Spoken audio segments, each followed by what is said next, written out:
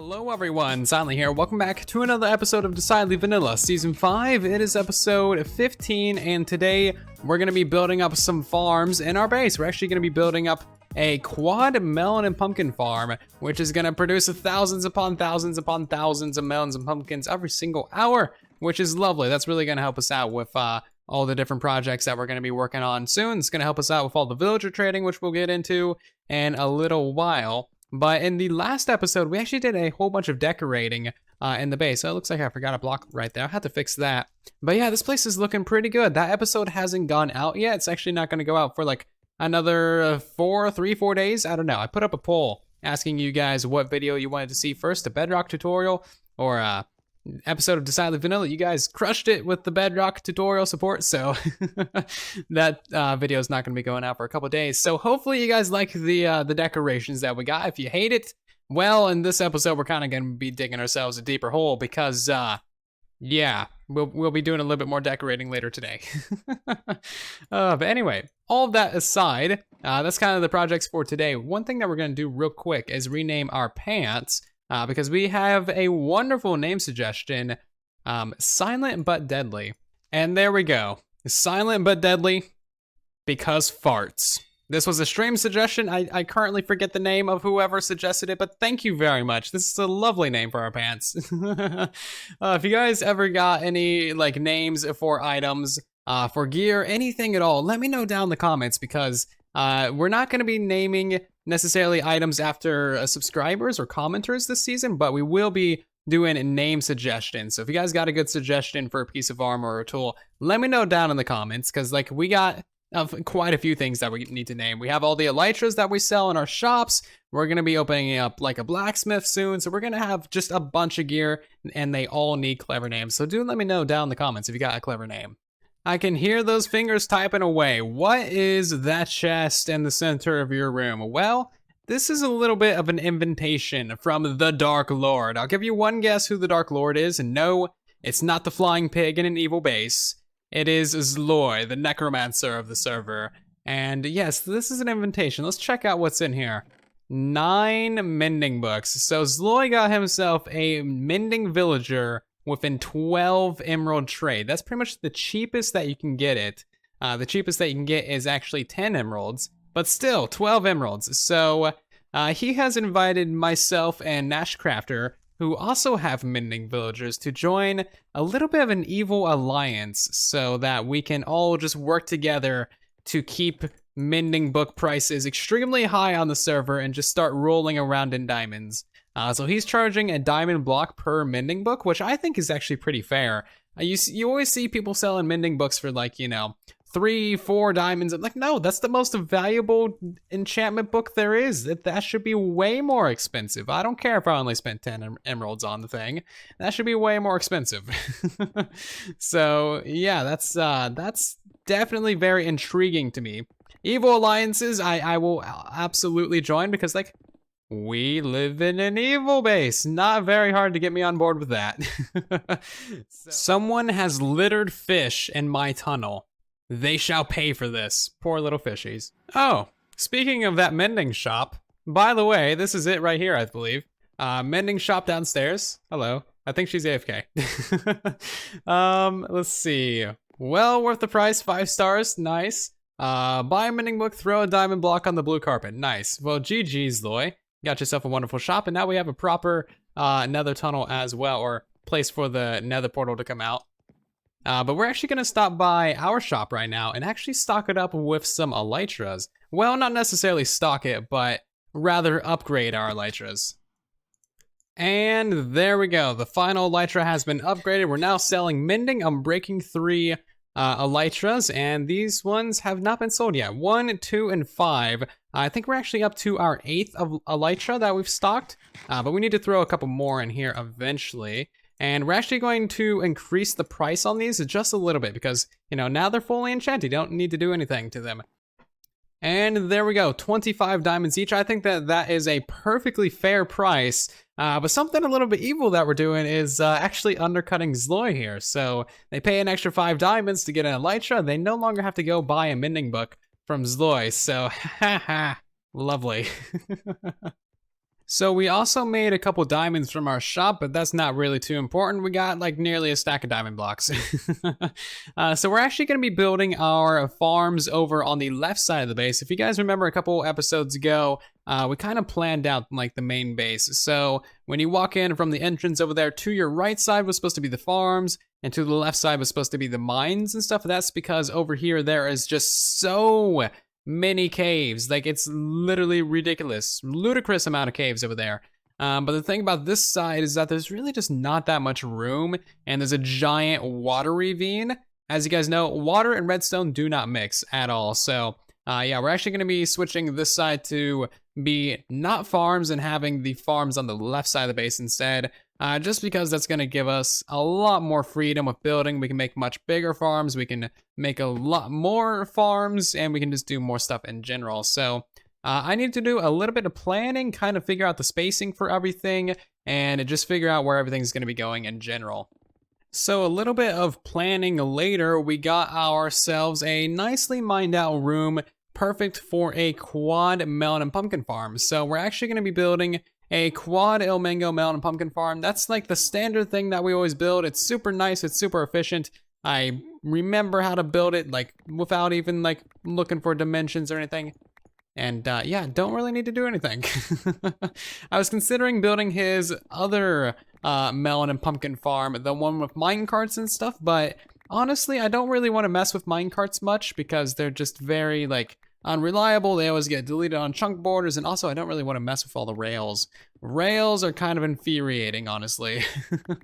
But what we're mining out right now is the floor so that we can actually put down the rails and hopper minecarts to actually pick up all the melons and pumpkins that are going to be broken from above. So I'm thinking we're just going to have ourselves like a nice glass wall, probably about right here, and then we can look inside the farm. Maybe we'll have, actually no, I guess we'll have the dirt. Do I have any dirt actually? I should have a little bit of dirt right here. There we go. So I guess we'll have the dirt at this layer, and then that's where the plants will be, and then we can look in and see everything back there, because otherwise we'll have the dirt at like this layer. I mean, that could be cool too, I guess, but yeah, I think having it be one lower would be nice. Remember the days when we didn't have to carve pumpkins? I kind of liked those days. It was less messy back then. Would you look at that? What a beautiful floor. It's red and orange and gray. It's a lot of redstone blocks, way more than we need, but I'm just making things easy for myself. We can rip out the extra ones later. But right now we need to do a little bit of an experiment. So let's pop that back there. We need to figure out which way the rails go. So what I'm thinking is we should be able to wrap them around like this. And when we launch the hopper minecart, it should go along in this loop, and then once it gets back to here, it should turn left. If it does, then we're in business. If it doesn't, then we need to test it out. Okay, so that's not working. Let's go ahead and just break this for a second and turn this going the other way, because I think that might be a slight directional thing. So does that work? No, okay, so that doesn't work. So what we actually need to do then is change this up ever so slightly. Okay. Minecart's really not my forte at all. Okay, so that should work. Something like that. Yeah, okay, so we just need to go back in there so that I can actually unload. So we're gonna have a one minecart system for this side. It's gonna be 9 blocks wide, going all the way back to there. And then we're gonna have another minecart system on this side so that it's one minecart per 9x18 area. That kind of looks trippy, doesn't it? That is a lot of rails. Seriously, a lot. I didn't manage to save on many redstone blocks. I think just 19 from this end, but yeah, redstone is basically the easiest way. Otherwise, you gotta go underneath the block and put down a lever, and it's not worth my time. So if you guys ever have this problem where you get to the very end and then you're like, oh, those things connect, I totally feel you, because this took a little bit of brain power. So underneath this block right here, I have a lever powering it, so that switches the direction of that rail. So if you're in this situation, you can actually just place down a couple rail like that. Make sure that these ones all connect, and then place a rail right there. Remove that one, and then just place in some normal. And normally this one would connect going this way, but because there's a lever underneath that, it switches its direction. So I'm not really good with rails, but apparently that works. Well, actually, I don't know if it works yet. So let's go ahead and just get down these hopper minecarts. and see if these things actually work how I think they should. So, kind of curious how long these things take to go back and forth.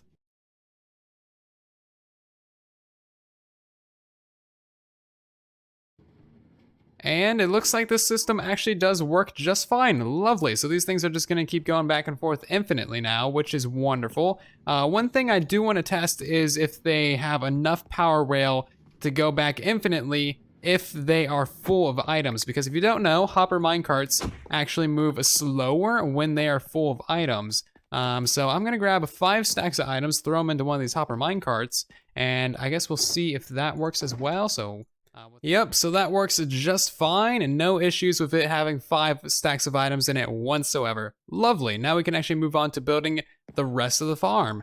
We are about to do something that is absolute taboo in Minecraft. We're gonna need ourselves 2 sticks and 2 diamonds.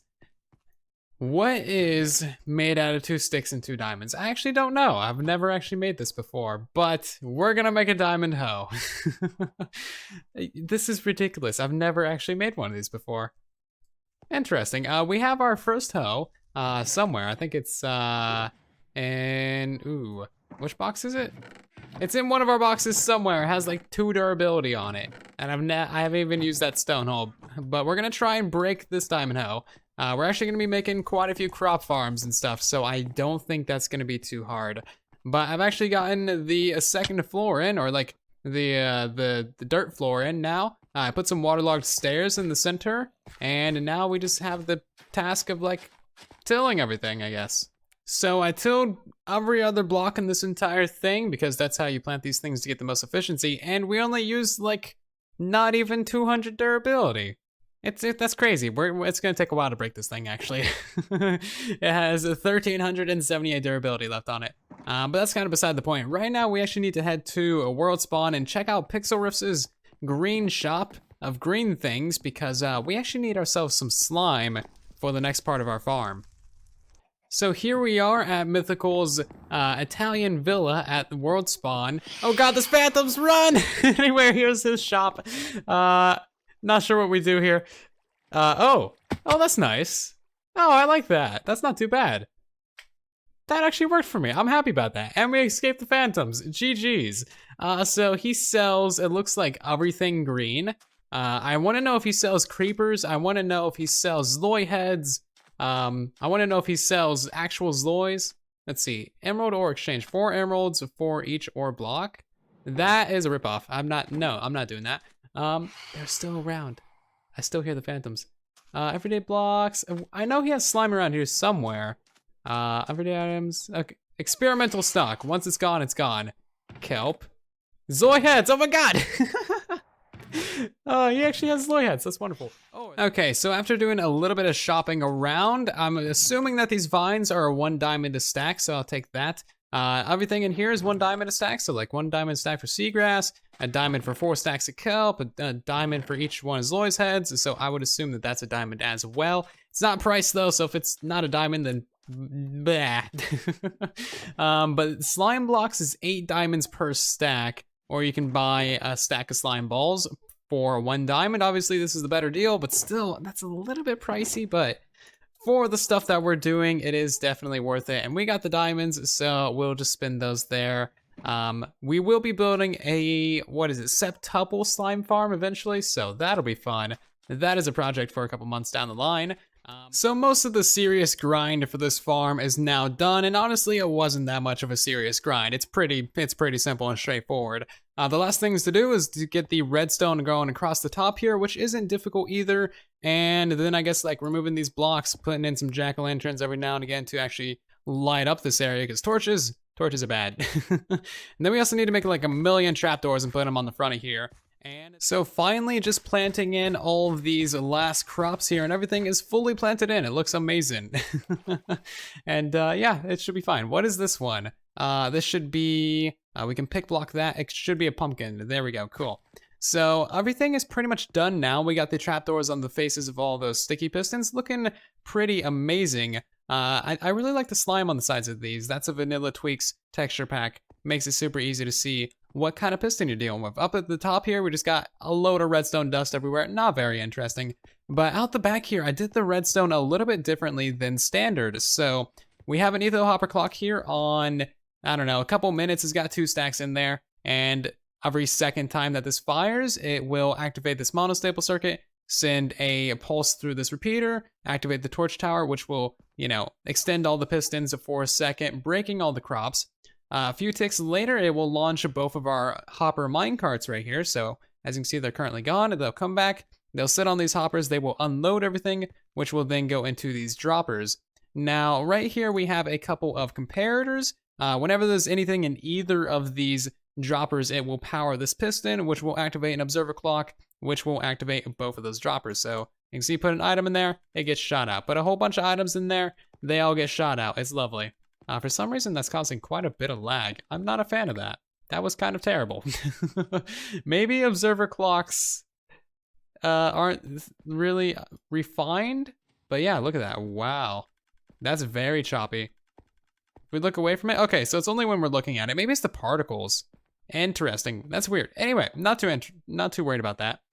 So we're gonna have a water stream right here going directly to our storage system, which is somewhere up over yonder that way. So I'll just kind of mine this out, get that in place, and that should pretty much be the entire system completely done. Well, I made some red glass to go on the front of this, and I kind of made way too much. Don't really know what I was thinking. I literally needed like 40, made 3 stacks.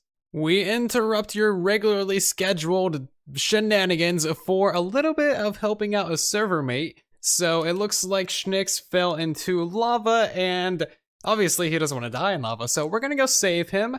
He is in the nether. I have my camera account on. He's currently on his camera account. So that he doesn't, die. And we're gonna go get him a dispenser with a fire res potion and a healing potion in it, and hopefully we can save his life. And here we are in the nether, so he's got his coordinates of where he died, or where he's falling in lava. 16244, so 162 is right over here, 162 and 44, which is on the other side of this. Oh wow, that's like right close to land. Okay, this shouldn't be too hard. Let's jump down to there first. And what's our coordinates actually? So we need to get to 44, right? Which should be somewhere right here. Cool beans. How much fire resistance do we have? We have 6 minutes. Let's go for a plunge. Okay, so he should be good to go to log in now, and we're gonna try and splash him with some fire res and some healing when he logs in. And oh, he's right there. Oh, I think I got him. He's not where I thought he was. Let's get him some more healing. I thought it was 16244, not over there. Anyway, now we're kind of stuck down here. I guess I'll give him some sand to pillar up. So we got ourselves a little bit of a water stream installed now. We just need to kind of finish it up by adding a trapdoor and adding, I think, a sign right there. That should flush all those items in and up. And now they're at the top of our sorting system where we can't see them. Lovely. But if we go up here, then they should be in this hopper. Cool. So there's actually quite a bit of, random melons and pumpkins and slices and stuff in there. That's wonderful. So they'll all go through these melon filters first, because that's the thing I'm assuming that we're going to get the most of. That's also for our dual mass crafters down here. Go ahead and close that. So yeah, these should be going in here. Lovely. Not sure why there's a stone brick in there, but whatever. Cool beans, I like it. And then all the pumpkins will go into the shulker box loader.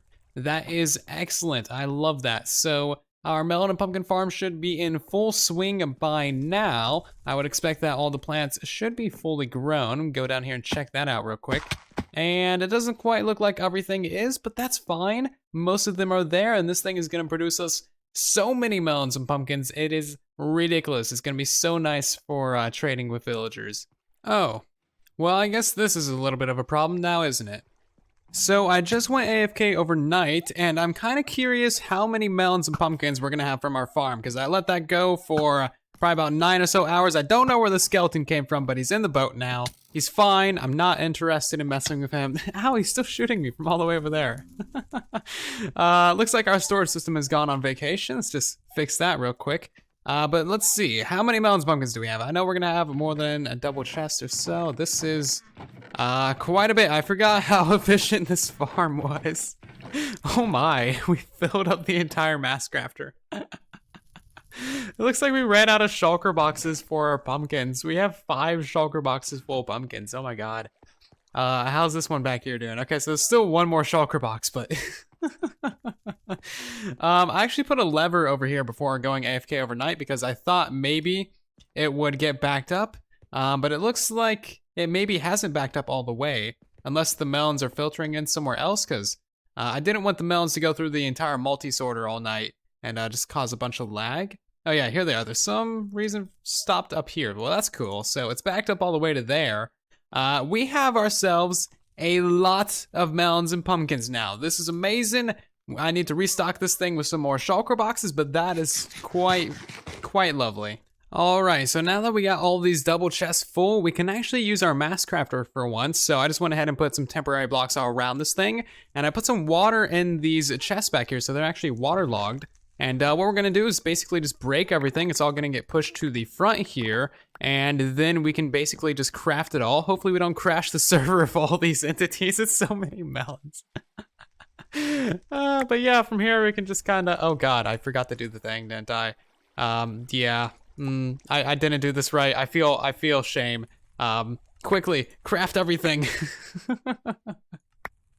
But yeah, as you can see, when you do it properly, this actually does work pretty well. You just gotta make sure that some of your inventory is actually full of the thing that you're crafting, and then you can craft everything nice and easily.